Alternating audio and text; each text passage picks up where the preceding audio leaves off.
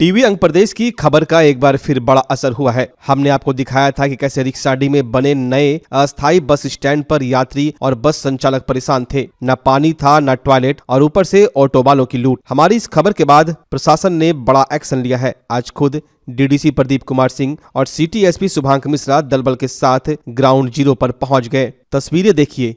जो माहौल कल तक तनावपूर्ण था, आज वहां अधिकारी बस संचालकों के साथ बैठकर चाय की चुस्की लेते नजर आए। डीडीसी और सिटी एसपी ने बहुत ही सौहार्दपूर्ण माहौल में सबकी समस्याएं सुनी। राहत की बात यह है कि प्रशासन ने तुरंत एक्शन लिया है। पीने का पानी और बैठने के लिए डेस्क लगा दिए गए हैं। शौचालय की दिक्कत को देखते हुए नगर निगम ने फिलहाल चलंत शौचालय खड़े कर दिए हैं और जल्द ही पक्का टॉयलेट भी बनेगा। यात्रियों के लिए सीट लगाने का काम भी शुरू होने वाला है। और सबसे बड़ी राहत की खबर आपके जेब के लिए, ऑटो और टोटो वालों की मनमानी और बढ़े हुए किराए पर डीडीसी ने सख्त रुख अपनाया है। उन्होंने ऐलान कर दिया कि छोटे वाहनों का किराया प्रशासन तय करेगा और रेट चार्ट हर जगह लगेगा। अगर किसी ने तय रेट से ज्यादा पैसा मांगे तो उस पर सीधी कार्रवाई होगी। वहीं सिटी एसपी ने भरोसा दिलाया कि जाम और सुरक्षा के लिए यहां जल्द ही अस्थायी ट्रैफिक पुलिस तैनात किए जाएंगे। आज हम और सिटी एसपी साहब यहाँ आए हैं, जो हम लोगों ने बस स्टैंड कोयला डिपो से यहाँ शिफ्ट किया था।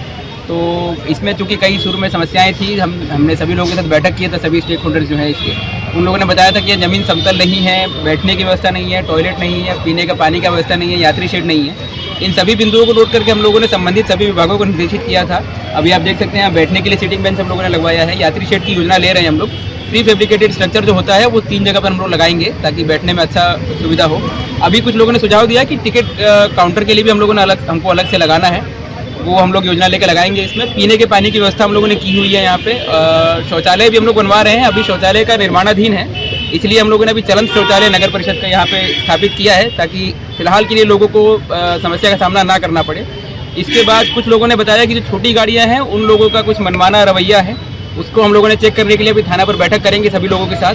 टोटो का जो एसोसिएशन है उनसे भी बैठक कर रहे हैं और इसका जो किराया शहर में विभिन्न चौराहों चौक पर जाने के लिए जो मानक किराया है उसका हम लोग बोर्ड पर लिखवा कर सभी लोगों को इसकी जानकारी देने के लिए प्रदर्शित करवाएंगे। और जहाँ भी कहीं ऐसी कंप्लेंट आएगी कि वो कहीं यदि 15 रुपये किराया निर्धारित है और 25 या 30 रुपये इस तरह से ले रहा है वो, तो उसके ऊपर हम लोग कार्रवाई भी करेंगे। साथ ही आगे हम लोग कुछ ड्रॉप गेट्स वगैरह लगाएंगे जहाँ से छोटी गाड़ियों का परिचालन बंद करके हम लोग बड़ी गाड़ियों का ही परिचालन शुरू करा पाएँ। शहरवासियों से यही अपील है कि कृपया इसमें सहयोग दें। जिला प्रशासन आप लोगों के साथ है। इस बस स्टैंड को हम लोग यहाँ शिफ्ट करेंगे ताकि यातायात की व्यवस्था जो है शहर में सुगम और सुचारू रूप से संचालित हो सके। और नियमित रूप से हम लोग यहाँ का निरीक्षण करेंगे कि कुछ भी अगर समस्याएं जो नागरिकों को और यात्रियों को मूलभूत सुविधाएं जो कोई अगर कम पड़े तो हम लोग विभिन्न योजनाओं के माध्यम से इसको सुनिश्चित कराएंगे। ट्रैफिक पुलिस भी रहेगी यहाँ पे। ट्रैफिक पुलिस, हाँ, ट्रैफिक पुलिस के लिए हम लोगों ने यहाँ पर प्राविधान किया है।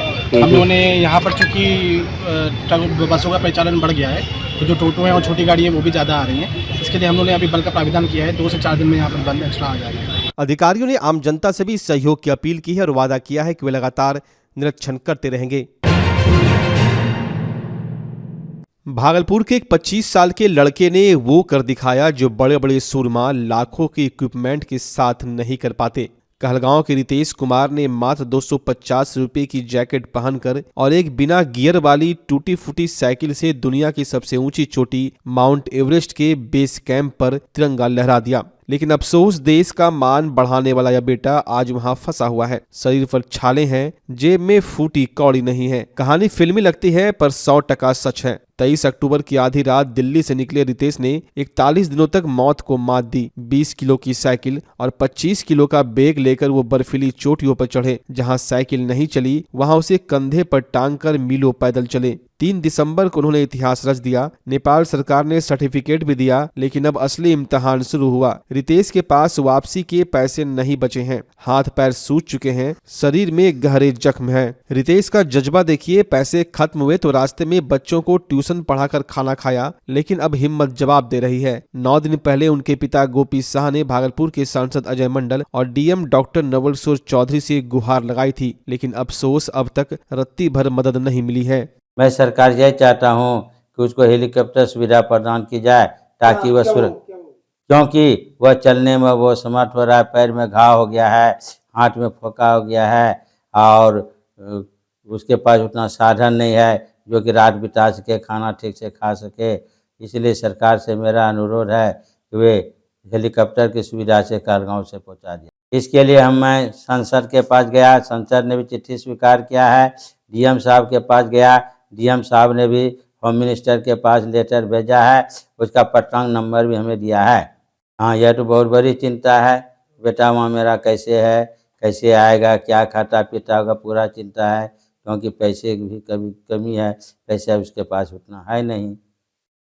ये तो बड़ी गर्व की बात है और मे भी ये गिनीज वर्ल्ड रिकॉर्ड भी हो सकता है गियर साइकिल को लेकर के। प्रॉब्लम तो उसको जो है ईबीसी पहुंचने के पहले, एवरेज बेस कैंप पहुंचने के पहले 1 सप्ताह पहले तक प्रॉब्लम होने लगा था। मतलब पैर वगैरह सब, हाथ सब में थकान का निशानी सब आ गया था। तो वो हम लोग से ये बात छुपा कर रखा हुआ था कि अगर बता देगा तो भैया मम्मी पापा लोग आगे बढ़ने नहीं देंगे। तो वहाँ पहुँचा तब जा कर के वो अपना दुख बताया कि ऐसे ऐसे भैया जो है प्रॉब्लम हो गया है, अब जो है आप लोग हम लोग को उनको जो है वापस लाने के लिए कुछ व्यवस्था करवाइए, सरकारी सहायता वगैरह सब। आप चाहे तो डीएम सर से मिल लीजिए, सांसद सर से मिल लीजिए, विधायक सर से मिल लीजिए। हम सब जगह गए भी और विधायक सर के पास गए थे तो वो तो पटना सेशन में थे तो उनसे मुलाकात नहीं हो पाई। सांसद सर भी जो है दिल्ली में थे तो वहाँ के कार्यालय में हम एप्लीकेशन डाल दिए और रिसीविंग ले लिए। और डीएम सर के पास लास्ट सैटरडे को गए थे और वो तुरंत देखे और वो हाथ पैर का देखे उसका हालत, तो उनके मुँह से भी आवाज़ निकला। अब जो है सर तो गृह मंत्रालय के लिए तुरंत फैक्स करवा दिए, लेकिन अब गृह मंत्रालय से आगे क्या होता नहीं होता है। लास्ट सैटरडे को हम करवा करके आए थे। वीडियो कॉल पर रितेश ने जो कहा वो किसी तमाचे से कम नहीं है। रितेश ने कहा, मैं स्वाभिमानी हूँ, भीख नहीं मांग रहा, सरकार सिर्फ अपना कर्तव्य निभाए। अगर उन्हें लगता है कि यह साधारण बात है तो कोई बात नहीं, मैं जैसे गया था वैसे ही रेंगते हुए वापस आ जाऊंगा। अरे जो जैसे है, ठीक है, ये तो मानवीय शरीर है ना, हमारा आपका सभी इंसानी मानवीय शरीर है। ऐसे सब अवस्थाओं को थोड़ा झेलना मुश्किल होता है, क्योंकि आप चट्टानों पर, पत्थरों पर, या मीडिया से हो क्या? तो मीडिया वाले से बात हो रही है, ओके। तो क्योंकि आप लगातार ये मैं बहुत फॉर्मल कपड़े में आया हूँ, मेरे शूज का कॉस्ट 250 रुपीज है ओनली, मैंने दिल्ली में ही लिया था। क्योंकि आप जब ऐसी अवस्था में आते हो तो शरीर पर विभिन्न प्रकार की छोटे तकलीफें आती है, क्योंकि ऐसी अवस्थाओं, ऐसे क्लाइमेट को झेलना बड़ा मुश्किल होता है। तो मैं ये सब जान रहा था, मैं बीच में चलने के दौरान मैं जान रहा था कि ऐसी सब चीजें होगी। रात को मैं खोल करके देखा अपना पैर का कंडीशन, 2 सप्ताह पहले ईबीसी एवरेस्ट बेस कैंप पहुंचने के 2 महीने पहले ही मैंने देखा, तो मैं देखा अरे बाप रे, तो काफी ये हो गया है। 2 सप्ताह बट अगर मैं वहां पर रुक जाता तो शायद ये चीजें पूरी नहीं होती, इसीलिए मैंने उसको इग्नोर किया और अपने अंदर के स्ट्रेंथ को जगाए रखा कि नहीं भाई, जो भी हो जाए पहले ईबीसी तक पहुंचना है, उसके बाद देखा जाएगा। ये चीज है, मैंने उसको सेकेंडरी कर दिया ईबीसी पहुंचने के बाद। तब जाकर के हाँ ईबीसी तक पहुंचा तो मैंने उसके बारे में चिंता जताई, बिकॉज एक अच्छा हेल्थ ही आपको वहां तक पहुंचाया है। तो मैंने 2 दिन रेस्ट किया था गोरखसेप पर, फिर धीरे धीरे वहां से वापस फिर गोइंग डाउन होना शुरू हो गया। देखिए, इस बारे में मैं आपको क्लियरली बताऊं तो मैं एक भारतीय नागरिक होने के नाते मैंने जब ये चीज पूरा किया तो एक मन में एक बात आती है कि अगर ये चीज आपके क्षेत्र के लिए, आपके राज्य के लिए, अगर आपके राष्ट्र के लिए विश्व भर में कुछ आपके व्यक्ति के द्वारा कुछ अलग किया गया है, कुछ साहसिक कार्य किया गया है, आपके लिए गौरव की बात है, तो ये आपका कर्तव्य बनता है कि आप हमारे लिए अपनी कर्तव्य निष्ठा को दिखाएं। मैं मांग नहीं करता, मैं स्वाभिमानी व्यक्ति हूँ, मैं अपने दम पर जीने वाला हूँ। जो भी किया है अपने परिवार, अपने भाई, पिताजी, बहन, माताजी के आशीर्वाद से ही मैंने कभी किसी के सामने झुका नहीं, मैं मांगा नहीं कुछ, मैं बस अपने दम पर क्या हूँ, बस वही है सरकार से कि वो अपना कर्तव्य निष्ठा दिखाए, अपनी रिस्पॉन्सिबिलिटी दिखाए अपने नागरिक के लिए। अगर उसको लगता है कि वो आप हमारे देश के गौरव की बात है तब आप करें, लेकिन अगर आपको लगता है कि ये सामान्य सी बात है तो आप कोई जरूरत नहीं है, मेरी तरफ से कोई मांग नहीं है। अगर आपको लगे तो आप करें। मैं तो अपने साथ फाइट कर ही रहा हूँ, क्योंकि हाथ में पैर में घाव तो हो ही गए हैं, लेकिन कोई मदद ना करे तो स्वयं को ही मदद करना पड़ता है भैया। तो हम कर ही रहे हैं स्वयं की मदद।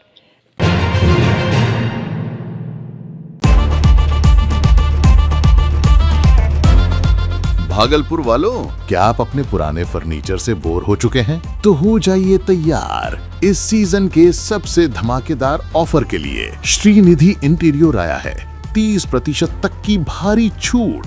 जी हाँ, सोफा हो या डाइनिंग, बेड हो या वॉर्डरोब, प्रीमियम क्वालिटी अब आपके बजट में। सिर्फ फर्नीचर ही नहीं, हम बनाते हैं आपके सपनों का मॉड्यूलर किचन और कस्टमाइज्ड सोफा भी। साथ ही घर को सजाने के लिए लैमिनेट्स, आर्टिफिशियल प्लांट्स और कारपेट्स का शानदार कलेक्शन, क्वालिटी, वैरायटी और अब डिस्काउंट भी। तो अपने घर को दीजिए वो मेकओवर जिसका वो हकदार है। आज ही विजिट करें श्रीनिधि इंटीरियर, महादेव टावर, खलीफा बाग, भागलपुर। ऑफर सीमित समय के लिए। त्योहारों और लगन के मौके पर महंगाई को दीजिए मुंहतोड़ जवाब। जी हां, त्योहारों और लगन के मौके पर सबका फेवरेट कॉब लेकर आया है नया डिजाइन और ताजा स्टॉक, वो भी शानदार ऑफर के साथ। जी हां, बाय 1 गेट 3, बाय 2 गेट 6 और सबसे धमाकेदार, कोई भी जूता ले जाएं सिर्फ 800 में। यहाँ आपको मिलता है formal shirt, pant, cotton pant, jeans, T shirt, casual shoes और साथ ही एसेसरीज की शानदार रेंज। तो स्टाइल पर नहीं पड़ेगा भारी महंगाई, ये है कॉब का वादा। हमारा पता है DN Singh road, Kharmanchak, Hariom Lakshmi Narayan jewellers के बगल में, भागलपुर। कॉब, फैशन का नया अंदाज अब हर किसी के पहुंच में। भागलपुर का पहला NABH मान्यता प्राप्त अस्पताल ओम ENT एंड मैटरनिटी हॉस्पिटल। यहाँ मिलती है कान, नाक, गले और मैटरनिटी संबंधित अत्याधुनिक सुविधाएं। यहाँ ब्लडलेस और दूरबीन विधि, एंडोस्कोपी, ब्रोंकोस्कोपी और मॉड्यूलर ऑपरेशन थिएटर की सेवाएं 24 घंटे उपलब्ध है। साथ ही यहाँ ऑडियोलॉजी और स्पीच थेरेपी की भी सुविधा उपलब्ध है। महिलाओं के लिए मॉड्यूलर लेबर टेबल और सिजेरियन सेक्शन टेबल के साथ 24 घंटे संपूर्ण मैटरनिटी की सुविधा उपलब्ध है। साथ ही यहाँ बांझपन के इलाज के लिए सेवाएं उपलब्ध है। हमारे यहाँ कैशलेस सुविधा उपलब्ध है। हमारा लक्ष्य आपकी सेहत और सुरक्षा। ओम ENT एंड मैटरनिटी हॉस्पिटल, हर कदम पर आपके साथ। नमस्कार, मैं डॉक्टर अजय कुमार सिंह, शिशु रोग विशेषज्ञ, बिहार झारखंड में अग्रणी मेरा स्नेह अस्पताल, जो सबसे पहले बिहार झारखंड में कृत्रिम श्वसन मशीन यहाँ आया, ब्लड गैस एनालाइजर आया और एक नया मशीन क्रिटिकल जो देर से रोए बच्चे में इलाज में बहुत सक्सेसफुल है और वह विकलांगता से बचाता है और बचने की संभावना बढ़ती है। वो मशीन जो देर से रोया बच्चा है उसमें 3 डिग्री कम टेम्परेचर पर रखा जाता है और 3 दिन के लिए रखा जाता है, लेकिन वो 6 घंटे के अंदर उसको उसमें रखना पड़ता है। तो आप इसका लाभ उठाएं। और दूसरी बात, जो आयुष्मान योजना है उसके तहत 5 लाख का चिकित्सा आप अपने नवजात के लिए, बच्चों के लिए आप यहाँ उपलब्ध है, उसको ले सकते हैं। ध्यान रहे कि 5 साल के कम के उम्र में के बच्चों को आयुष्मान कार्ड की अलग से ज़रूरत नहीं है। यदि आपके माता पिता का नाम है तो वो इसमें लाभुक हो सकता है और आप इसका लाभ उठा सकते हैं। धन्यवाद।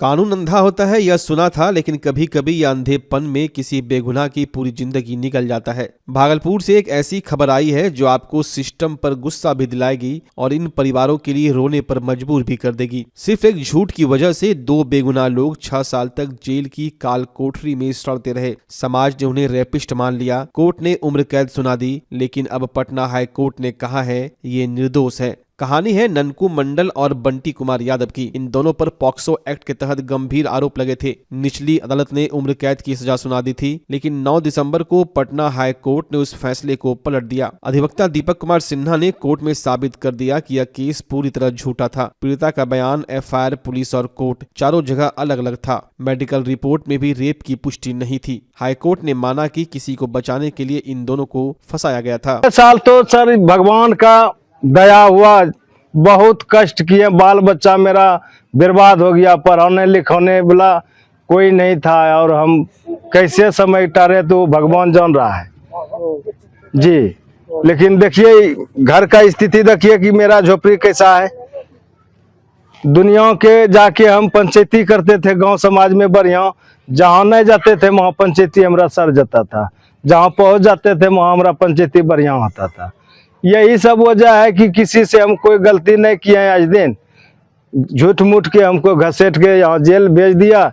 6 साल वहाँ कैसे हम मजबूरी काटे, मेरा बाल बच्चा कैसे जिया, इत कठिन का समस्या है सर। आप ही सब हल कीजिए कि मेरा ये कैसे निदान होगा। और पुलिस अनुसंधान के कारण हम लोग को दोषी करार दे के सजा किया गया। पूरे 6 साल 3 महीना हम जेल में एकदम काल कोठली की तरह जीवन व्यतीत किए। मेरा परिवार पूरा गरीब स्थिति में है, खाने पीने के लिए भी लालच में है, ठीक है। और उसमें जो है कि हम लोग को केस में फंसा के और उलझा दिया गया। कैसे ये 6 साल कटा आपका? 6 साल पूरा कष्ट में मेरा जीवन कटा है, जो मैं बयान नहीं कर सकता हूँ। और अभी हाई कोर्ट से मुझे बरी कर दिया गया है, उसमें कुछ अनुसंधान में नहीं पाया गया। तो हम लोग गांव से अभी कहीं नहीं निकल रहे हैं। गांव में पूरा शर्मिंदगी का लाजवाब है, बात कर रहा है चारों तरफ आदमी। हम गांव घर से कहीं नहीं जा रहे हैं, घर में रह रहे हैं, अपना घर में ही जीवन व्यतीत करने के लिए सोच रहे हैं। बिकले सर चलो अगले पैसो कौड़ी दतरली नहीं है छोड़लके। तेकरा बाद में टोला समाज में दिया लगले हिम्मत के तो नहीं कोनो पिटो नहीं करो गेले कमाबो कहारो केपो। फिर भी एगो बेटी जवान चले, लोग चंदा उंदा करी कर्जारीन करी शादी कर लिए, शादी करी निकाली तेकरो बाद में टोला समाज में कथिल कोने जो चलो मूंग टोरेल मिर्चान टोरेल लोग वरी ठोड कभी नहीं जाजली गार्जियन चले। तेकरो बाद में टोला समाज में टोड ढइए मजूरी कमाइए, जो कई संग हम लोग जालमो चली जिए करिए इलाज कोनिए कहिए करना नहीं द्वार ना बज। लेकिन मैं की स्थिति में छी हमरा करे ल पड़ी रहलो छी। ओने करी समय डाल लिए लोग तो हम खाल दे दे बच्चा के नहीं पूरे, कपड़ा दे दे पिन्हे जरा का गर्मी का, बच्चा खेपे ले कोई दाले तरकारी करी दे दे ले खइया रहिया।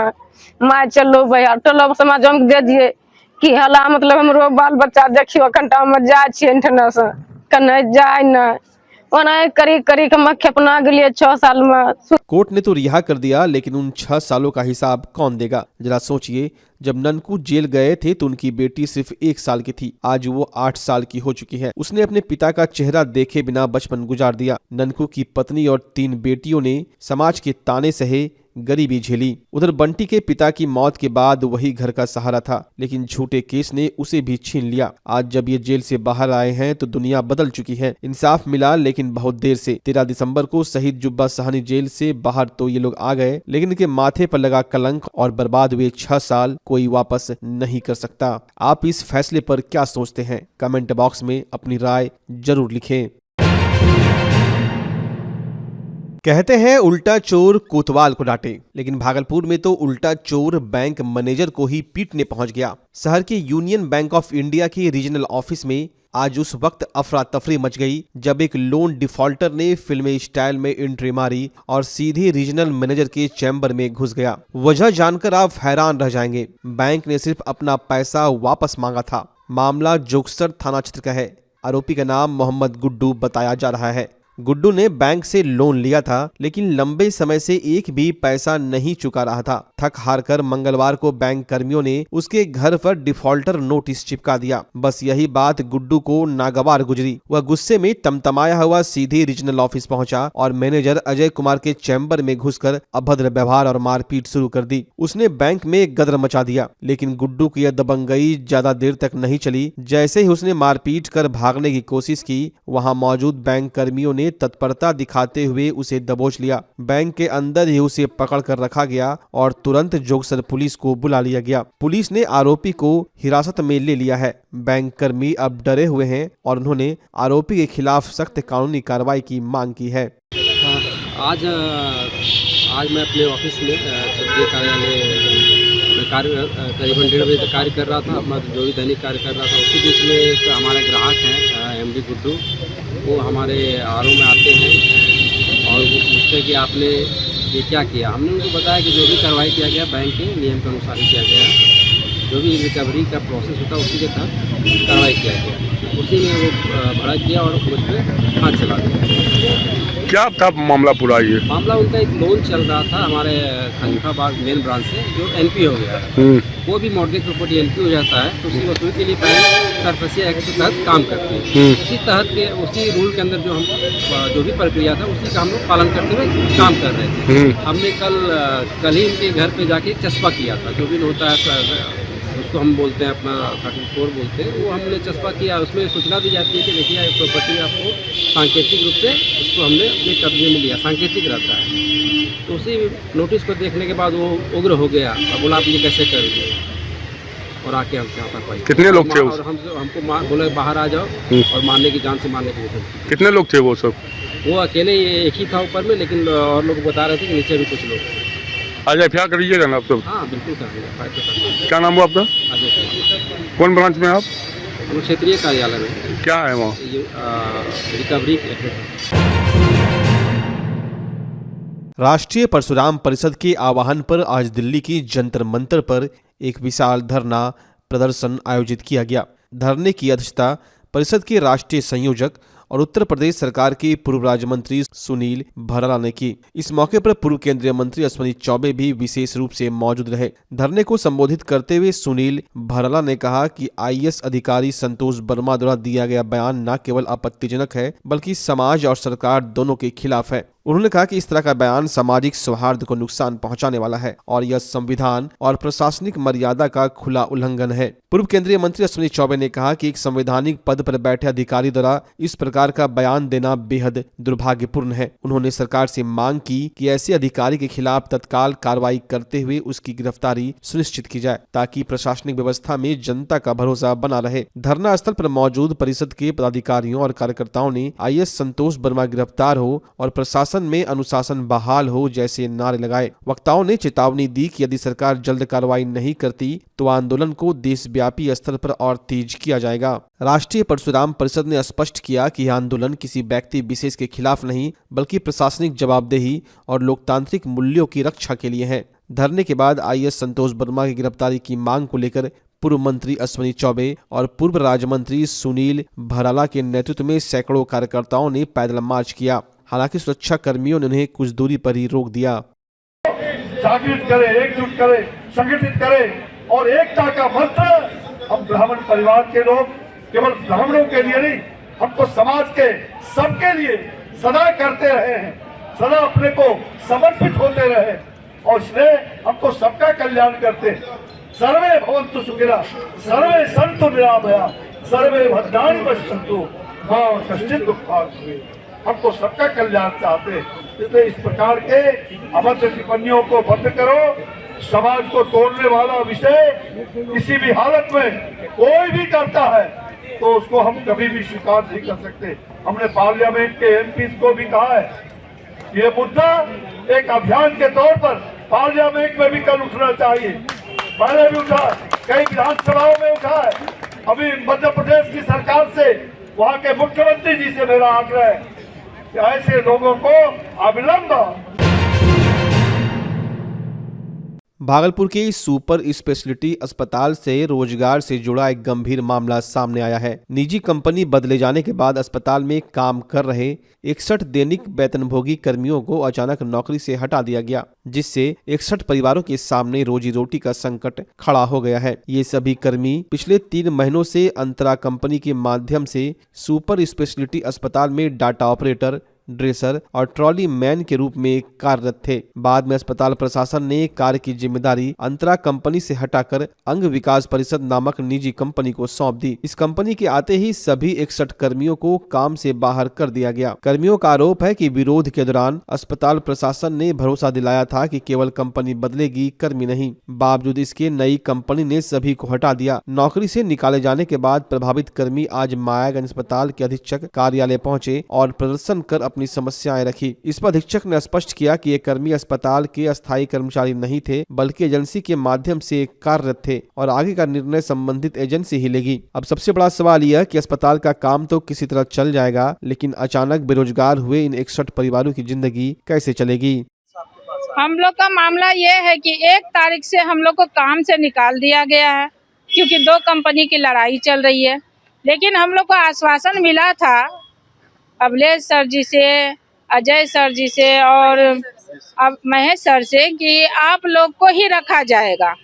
और कल ये चीटिंग हुआ है हम लोग के साथ कि इंतजार करवाते अब वो क्या किए हैं, कंपनी अपना आदमी घुसा दिया है और हम लोग का सिर्फ हम लोग वार्ड अटेंडेंट पे थे, कुछ सब अलग अलग पे पोस्ट पे है। मंथ से 20/7/2025 से 4 मंथ से काम करते करते अचानक नोटिस आया कि आप लोग को नहीं रखा जाएगा। हम लोग अंतर एजेंसी के थ्रू काम कर रहे थे, तो उसके बाद हम लोग को 1 तारीख से बाहर कर दिया। सर बोले कि 61 को रखा जाएगा।